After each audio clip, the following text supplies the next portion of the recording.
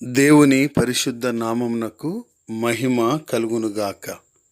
కృపావాక్కు అను ఆధ్యాత్మిక కార్యక్రమమునకు మీకు స్వాగతం. ఈరోజు దేవుని వాక్యము. ఇది మనుషులకు అసాధ్యమే గాని దేవునికి అసాధ్యము కాదు. దేవునికి సమస్తము సాధ్యమే. మార్కు సువార్త 10వ అధ్యాయము 27వ వచనము. ప్రియులారా, జీవితం గురించి చైనా వేదాంతి అయిన హేన్ ఫేజీ ఇలా అంటాడు: వాస్తవాలను తెలుసుకోవడం సులభం, కానీ ఆ వాస్తవాల మీద ఆధారపడి క్రియలు ఎలా చేయాలో తెలుసుకోవడం చాలా కష్టమని చెప్తాడు. అలాంటి సమస్య కలిగిన ఒక ధనవంతుడు ఒకసారి యేసుక్రీస్తు యొద్దకు వచ్చాడు. అతనికి మోషే ధర్మశాస్త్రం తెలుసు. తన బాల్యం నుండి దేవుని ఆజ్ఞలను అనుసరిస్తున్నటువంటి వాడు. కానీ అదనంగా యేసు నుండి ఇంకా ఏవైనా వాస్తవాలను వినాలని అతడు ఆలోచిస్తున్నట్లుగా మనకు కనబడతాడు.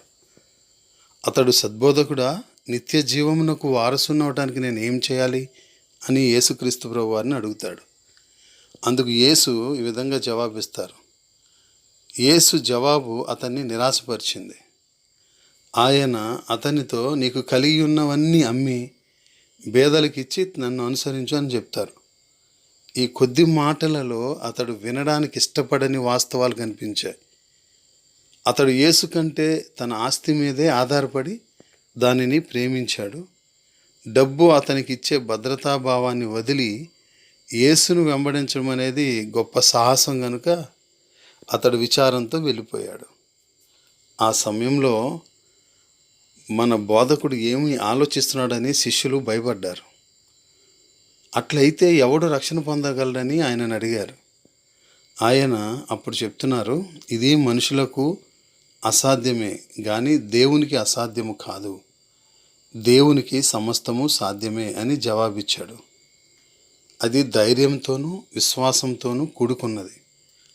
యేసు ప్రభువని నీ నోటితో ఒప్పుకొని దేవుడు మృతులలో నుండి ఆయనను లేపినని నీ హృదయమందు విశ్వసించిన ఎడల నీవు రక్షించబడదువు అని మార్కు 10:9లో చెప్పబడుతుంది. కనుక ఈ లోకంలో పాపి అయిన మనుషుడు రక్షణ పొందడం కేవలం దేవునికి మాత్రమే, దేవుని ద్వారా మాత్రమే సాధ్యం.